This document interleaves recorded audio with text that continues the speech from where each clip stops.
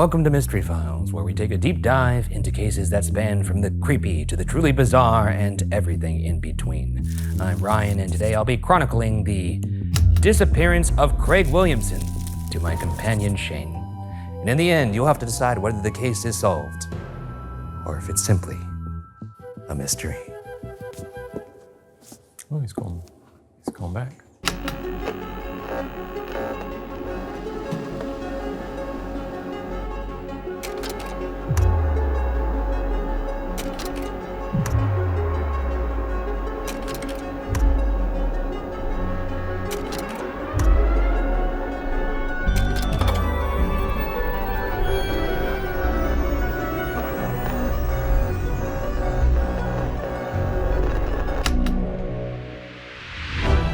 Thank you, Shane. You've restored my strength and saved my kingdom. I am indebted to you.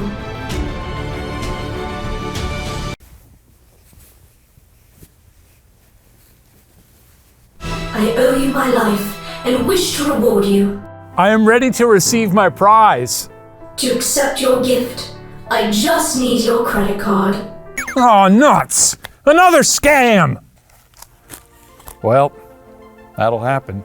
In today's increasingly virtual world, you simply gotta have protection. And that's why we love our sponsor, NordVPN. A VPN is a tool that creates an encrypted tunnel for your data. It protects your online identity by hiding your IP address, and it allows you to enjoy increased security on all networks. With a VPN, you can protect your internet connection and increase your privacy online. And Nord is the fastest one out there. And it has so many features that can give you peace of mind while you're out there surfing the web. NordVPN's Threat Protection Pro blocks fake websites, phishing attacks, and malware before they reach your device. With NordVPN's Dark Web Monitor, they'll keep scanning the seedy underbelly of the internet to find if your details have been leaked, even when you don't have NordVPN turned on. Pretty good. And today you can get our exclusive NordVPN deal plus 4 months extra right here at nordvpn.com/watcher. It's risk-free with Nord's 30-day money-back guarantee. Listen, life has enough going on. The last thing you need is your identity stolen or some software siren robbing you of your hard-earned cash. Trust me, it's a real pain. Protect yourself with NordVPN. To get our exclusive NordVPN deal plus 4 months extra, go to nordvpn.com/watcher. It's risk-free with Nord's 30-day money-back guarantee. Don't wait to become a victim. Take action before the criminals get their act together.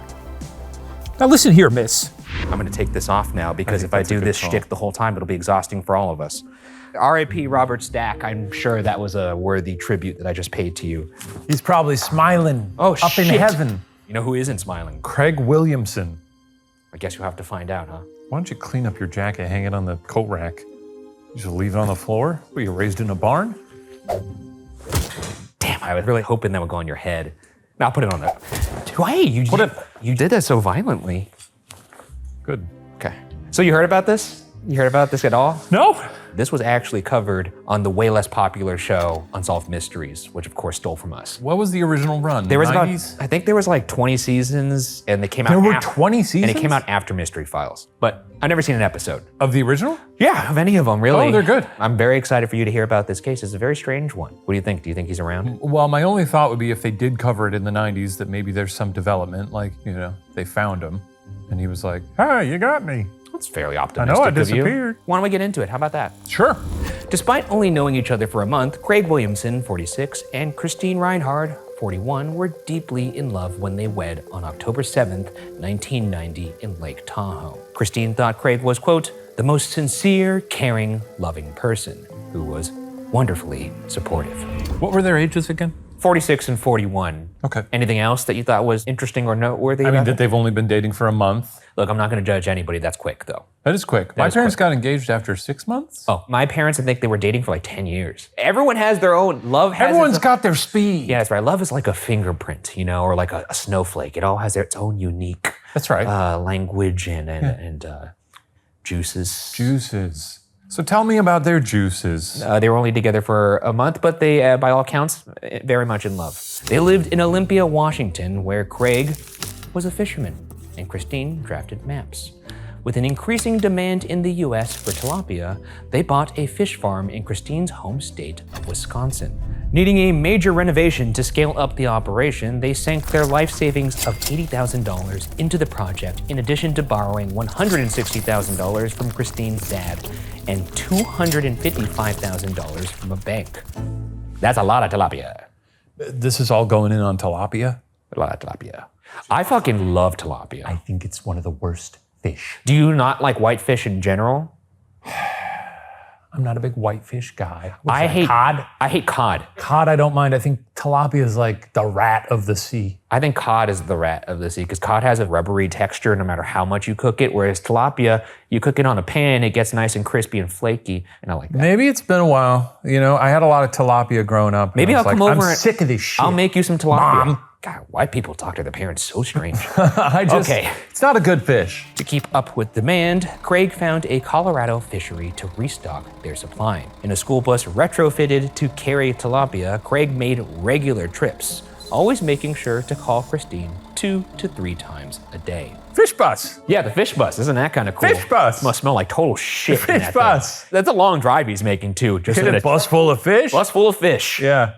That's gotta suck. You do a short stop and go, vroom, there's fish all over the floor, flopping around. Oh yeah, you know, I think they're dead already. But No, yeah, right. They would have to he's be not like just little... driving down to Colorado being like, give me as much that's dead the point, fish as I can 'cause fit he's in the this guy bus. gonna make them dead. He and wants then to sell bring them. them back, put little fish pheromones in the water, get them laying those eggs and get those juices flowing. We should get these fish fucking. Yeah, exactly.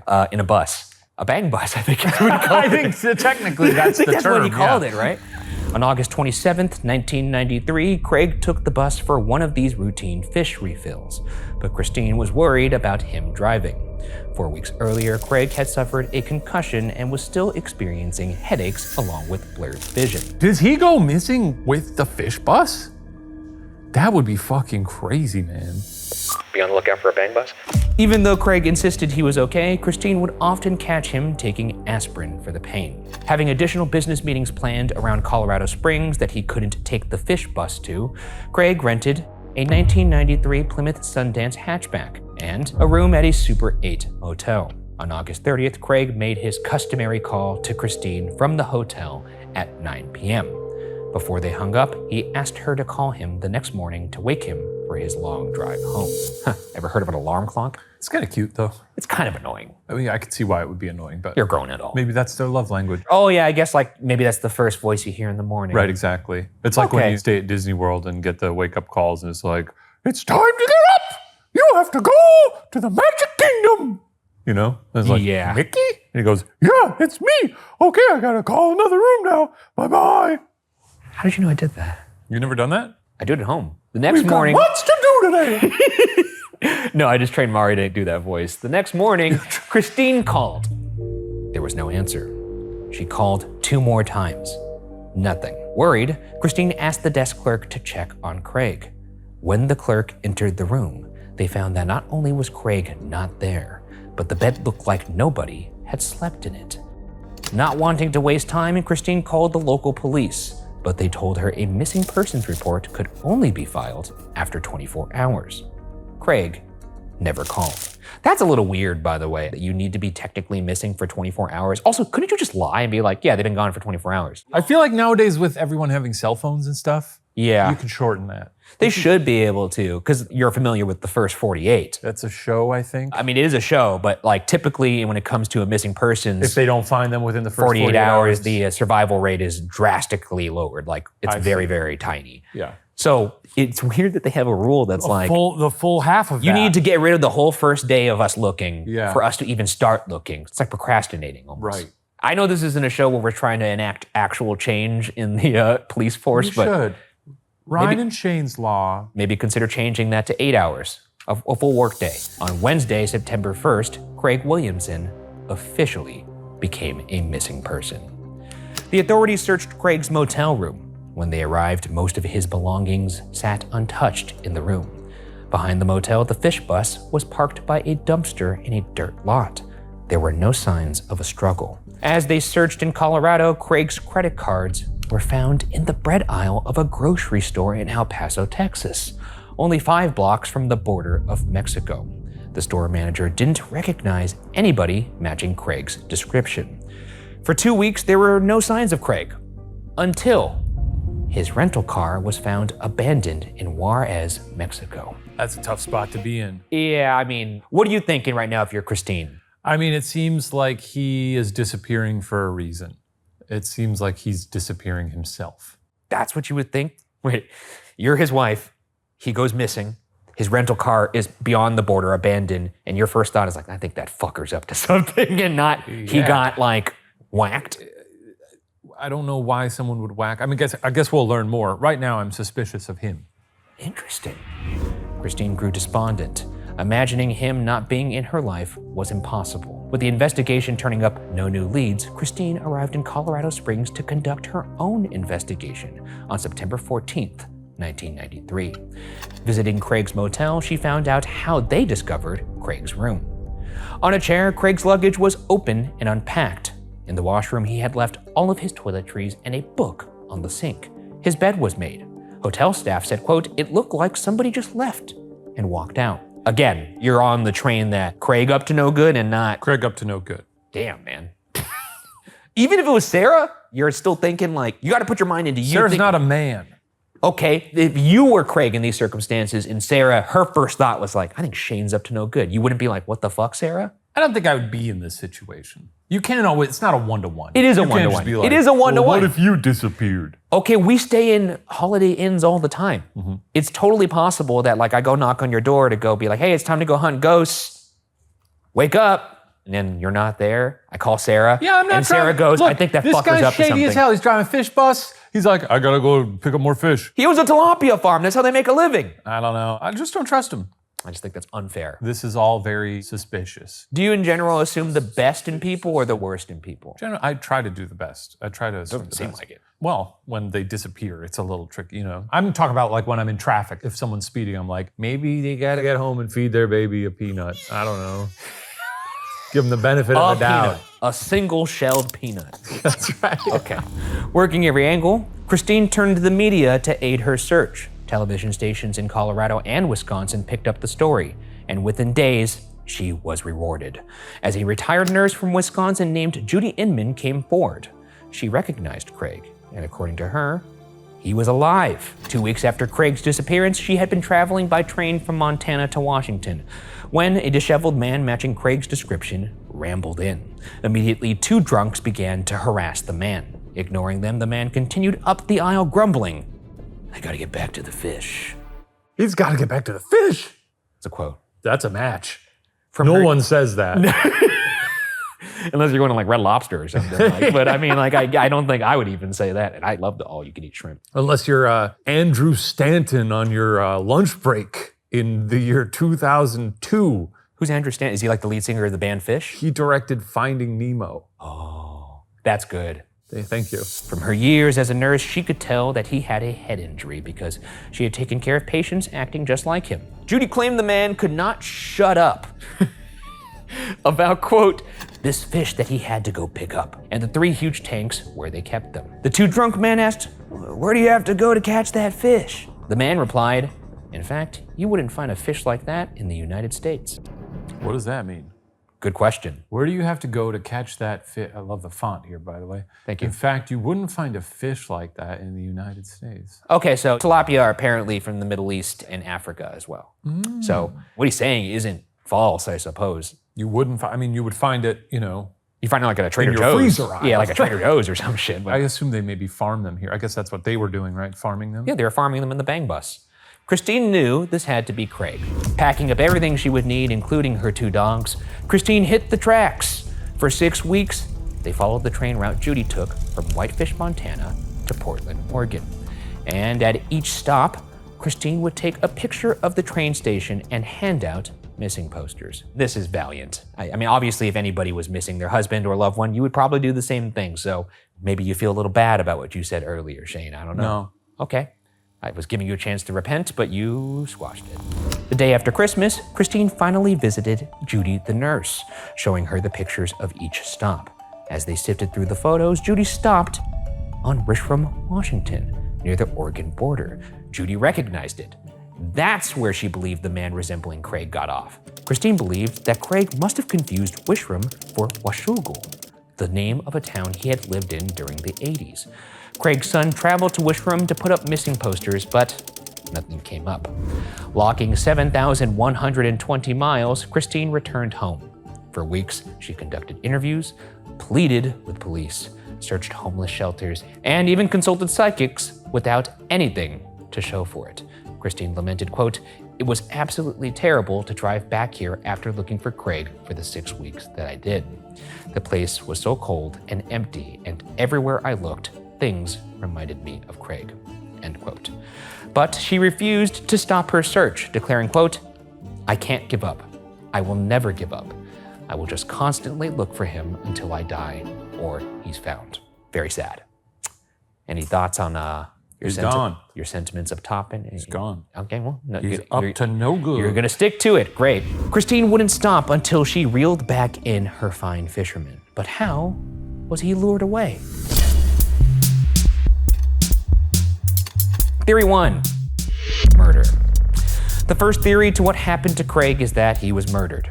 Despite there being no signs of foul play, upon the discovery of Craig's rental car in Juarez, authorities requested landowners along Interstate 25 to keep an eye out for human remains. Christine admitted, quote, "It makes me really sick. I think he's somewhere between here and El Paso. That's what I'm really afraid of," end quote. Even without signs of a struggle, investigators believed that he was attacked by multiple unknown assailants in Colorado Springs. Once they murdered him, they dumped the body, credit cards, rental car, and fled the country. Thoughts on this? Yeah, maybe. Could be that. I don't understand what. Could somebody make a compilation of every time I ask Shane thoughts on this theory and him saying, yeah, I don't maybe? know about that. Yeah, maybe. He doesn't seem like a target for this kind of thing, I mean, he's got a bus full of fish. like fancy fish. Isn't it like the cheapest fish you can buy? Yeah, but I mean, you can make some moolah off of it. And then this was in the middle of a tilapia boom. Tilapia boom. That's why they started. That would make sense in the 90s if my mom was like, "Yeah, we got moving tilapia again." Yeah, I'm starting to see the origin story here. But yeah, that was why they started the fish farm. So that's theory number 1. But they didn't take the fish. Theory 2. Amnesia. Disputing the murder theory, Christine told a newspaper, quote, "My husband is a man who could never willingly be taken," end quote. But she did believe he had been attacked. She explained, quote, "I truly believe that Craig walked up to his rental car and that someone came up behind him and hit him on the head. And this is completely in keeping in character with Craig, is that he'd get up and wouldn't go in and say, 'I'm hurt, help me.' He'd think, 'I have to get on with things. I have to be doing something. I'm supposed to go somewhere. I have to get back.' And he would wander toward the bright lights of the parking lot and then the interchange, and he wandered off from there." I could actually relate to this a lot. I feel like I would have a similar response, like, it's fine. Just keep pressing forward. I got to leave notes on ghost files. Yeah, I could see amnesia. I was wondering, I was like, does he have a sort of a history with any sort of, mental health? Good question. I don't know. Is there more to this one? My husband is a man I was drawing a fish. My husband is a man who could never willingly be taken. Someone came up behind him and hit him on the head. Did you say that? Do you want one of my pills? I did take my pill today. Oh, thank you. Now, he had been experiencing headaches before this. Yeah, he had a concussion. Yeah, that's intriguing. And especially if he had already been having that and he got hit on the head again. Yeah. Yeah, someone judo chopped his ass and he was like, no, not again. Hearing Judy Inman's story only solidified this theory for Christine. With his concussion only a month before his disappearance, Christine was sure a head injury would have caused him to develop amnesia. She believed he was returning to the last place he could remember, the Pacific Northwest. However, a Seattle television reporter who interviewed her remarked, quote, "She's chasing a dream." That's so mean. Don't say that. It's not nice. It's a reporter. Yeah. A television reporter, like, lady, just give it up. You fucking dreamer. That's crazy. I mean, I guess it depends the intonation and if they're saying like she's committed to it, I guess. She wants to find him alive. She's chasing the dream of reuniting. Sure. I could relate. I think if Mari or anybody I knew, if you went missing, I don't think I would stop. It would take a lot. You would have to restrain me. I would go nuts. I don't think I could handle it. I think after 48 hours, I give you permission to just kick those feet up. Oh, for you, it would probably be like 48. Yeah. If I don't want to be found, I won't be found. Theory 3. Craig staged it. While Christine chased her dream, some investigators believed Craig may have been running from a nightmare. When authorities investigated the school bus, they discovered it had no tank, no coolers, and no fish food. There was simply no way to transport fish back to the factory. It appeared they needed to restock the fish because the farm was having problems raising them, leaving him without a way to pay off his nearly $500,000 debt. I guess maybe I've got a detective brain. Maybe you do. Maybe you do. Suspicion was first piqued upon finding the credit cards in the grocery store. They were left in the bread aisle where somebody was guaranteed to find them, as if he was laying a false trail. Upon finding his rental car in Juarez, they discovered beard trimmings that were cut with scissors. Oh, no. Ain't nobody cutting a beard with scissors if they're not trying to disappear themselves. I think people I guess do you do can't that. go in on a real long one. If with it's a the really trimmer. long one, you do kind of need the scissors, to be fair. I've never had a really long beard. I know. Have you? No. What about this year we commit 6-inch beards? Yeah, but yours will actually look like a lumberjacky beard, and mine will look like I'm Pat Morita. Ain't nothing wrong with that. Let's It try. would just kind of be like a mop hanging from my face. That'd be good. And without his defining beard, he'd be nearly unrecognizable. Everything pointed to a missing man who wanted to stay that way. You know what would be fun if you ever had to like shave your beard or like give yourself a haircut, to just do it in a gas station bathroom. Like Terminator. Almost like if you were on the run from the law. You're Yeah. just like, I just needed a shave. I mean, I'm telling you what, if I had that soul patch, I surely would trim that thing. Should this be my... get a soul patch. If you get a soul patch, I'll tell you what, we could do a soul patch season. How about that? If you commit to that, I will do that with you. Let us know in the comments. Or our soul patch season premiere. Soul Patch season premiere. SP squared, hashtag SP squared if you want us to do that for the next Mystery Files. So what do you think? What do you think happened? Is this solved? I think similar to a lot of cases we've covered recently, I don't think we can say it's solved unless there's more information that has yet to come to light that you are sitting on here. Based on all this, it's probably he was trying to escape his consequences for being in the hole, as it were. Why don't we find out? So where was Craig? Update! Having some success with local news station interviews, Christine knew she needed to go national. She got her chance when Unsolved Mysteries picked up the story. At the time, Unsolved Mysteries claimed a 40% solve rate if a good picture was used. Not only did she supply pictures, but video of Craig at their fish farm and on their wedding day. Running 8 more times in syndication, the episode generated nearly 400 tips. Can you imagine Craig just flipping on the TV and being like, oh, fuck. Oh, hold that thought. Okay. Oh, you...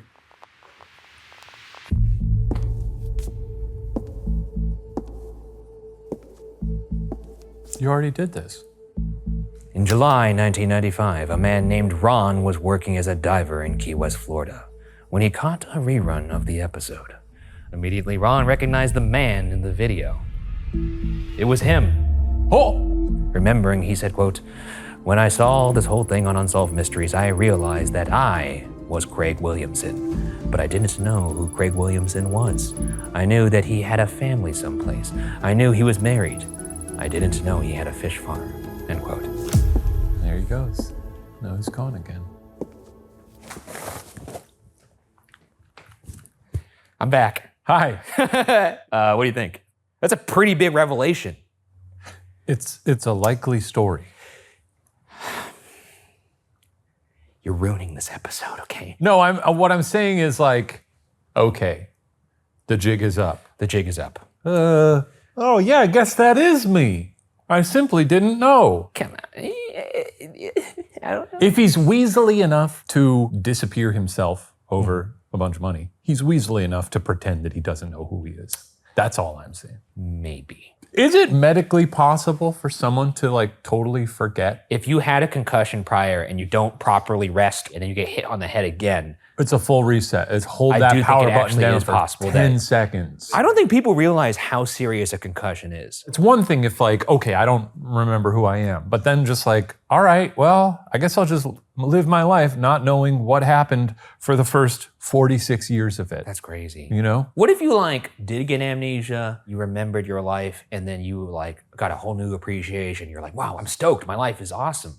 I have a Nintendo Switch. What? You know what I'm talking about? Like you forget who you are, but then someone's like, you're actually Shane Madej. You have a Nintendo Switch. And you host a show with your pal where you hunt ghosts. And you'd be like, whoa, that's awesome. Maybe I should appreciate that pal. Oh, that's what this is about. No.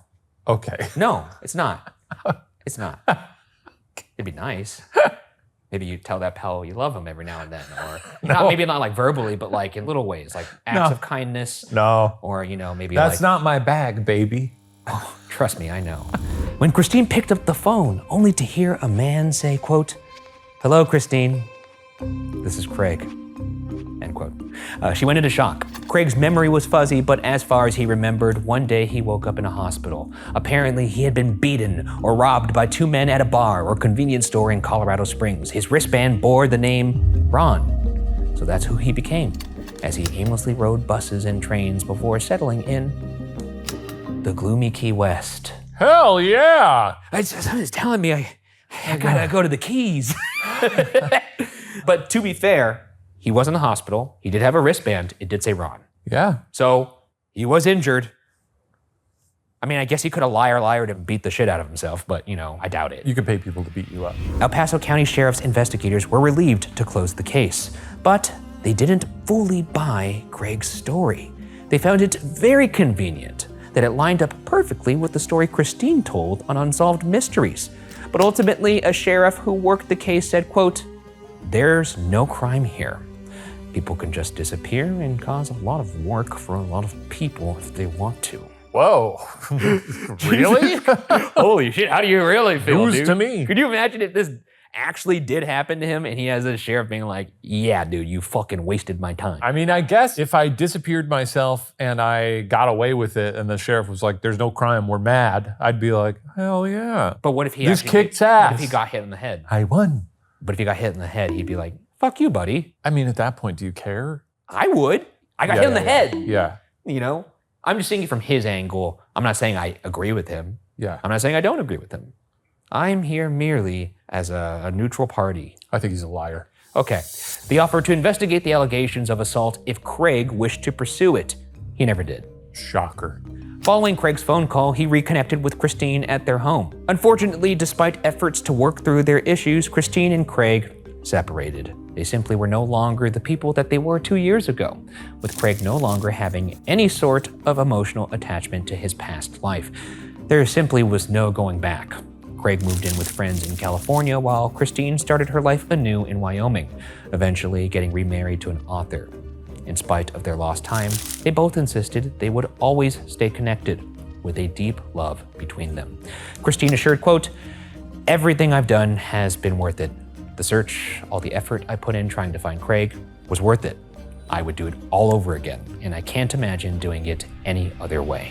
Here's the thing, if I were her, regardless if he lied or he didn't lie, I agree with this. Even if it wasn't what she wanted to have happen, she got the closure she was desiring. What happened with the money? This debt he was in. I have no idea. The one benefit of the doubt that I'll give him here is that when he saw the episode, he did call. Yeah, because the debt doesn't go away. That's a good point. I guess the call might be motivated if it's like, okay, this episode is airing, it's on television. The jig is up. I need to come clean. I gotta come clean. Get ahead of it. Get ahead of it, yeah.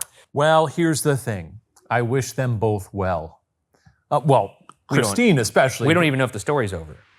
What? Cop theories aside, the official ruling is that Amnesia is the culprit behind the disappearance of Craig Williamson, making this case solved. What do you think? I think That's the official ruling. I guess maybe they probably had him checked out by medical people, right? Yes, but again, maybe he did it himself or paid somebody. You could say that. I'm not saying that's what happened. Of course, I'm making no judgment here because this could be genuine. I don't know the intricacies of amnesia or how that could work. It's truly possible that someone did bonk him on the head and steal his fish. I guess if you see a guy driving a fish bus, maybe you're like, he must have money. Here's the thing. Let's lay it all out on the table. Let's lay it out. There's a witness, Judy, said she saw him on this train getting harassed by two drunk men. But he was talking about the fish. Well, we can make a T-chart here. Craig did it. Craig didn't do it. Craig did it. Let's start in that column. Craig did it. In debt. No sign of a struggle. Moved to the Keys. And then after the marriage dissolved, moved to California. I mean, point about the Keys, like, it's not easy to get there. You know, No, it's not. pretty remote. Also, Down to Florida, and very expensive. Very swooping out. expensive. Didn't even try and pursue legal action against the assailant that hit him on the head 2 years before. And the credit cards being dropped also feels like if you're gonna rob them, wouldn't you take those and try and use them somewhere? Sure, that's that side of the chart. Craig actually was assaulted and has amnesia. He called, like you said, once the special aired, inheriting said debt, perhaps. And he had all his belongings still in the motel. The bed was made, but people make their bed after they get up. That's just something orderly that orderly people do. I don't do that. I but do that in a hotel. Yeah, that makes sense, actually. What else? He has a person named Judy who saw him on the train. Well, I think we can call it. You could look at any of those circumstantial bits and make it whatever you want it to be, I think. I honestly do believe him. But I believe a lot of people, so I just think it would be horrible if you did get hit on the head, you lost 2 years of your life, and then everyone calls you a liar after that. That would suck. That would stink. And that's why I'm saying I don't have enough information here, but it's more or less a victimless crime, wasted a lot of resources, but I mean, the emotional toll on your wife. First off, if he staged this, that is horrible. And if to you do did that to your wife, then we give him a hearty. It's crazy. Just call him. Just get a divorce. What are you doing? Yeah. But if he didn't do that, then he kind of really got screwed here. No fish on the bus, though, man. Oh yeah, no tanks, no signs of fish food. There's no way he could have transported said fish to go on the fish trip that he said he was going on. That's weird. I don't know, man. It's mysterious. I don't know, but apparently it's solved. Well, what do you guys think? Let us know in the comments. Do you believe this man? Do you not believe this man? We should have him on the podcast. I think he's dead. Okay. Bye. Bye-bye.